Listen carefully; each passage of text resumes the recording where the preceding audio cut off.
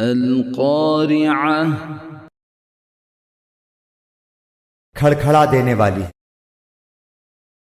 حاشیہ نمبر 1، اصل میں لفظ قاریہ استعمال ہوا ہے جس کا لفظی ترجمہ ہے پھونکنے والی۔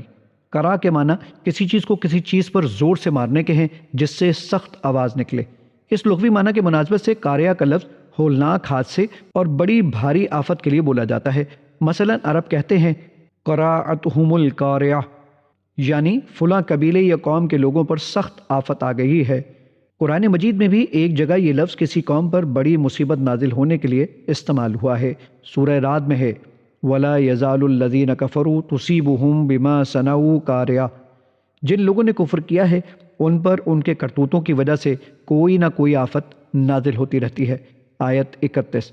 لیکن یہاں القاریہ کا لفظ قیامت کے لیے استعمال کیا گیا ہے اور سورہ الحاقہ میں بھی قیامت کو اسی نام سے موسوم کیا گیا ہے۔ آیت 4۔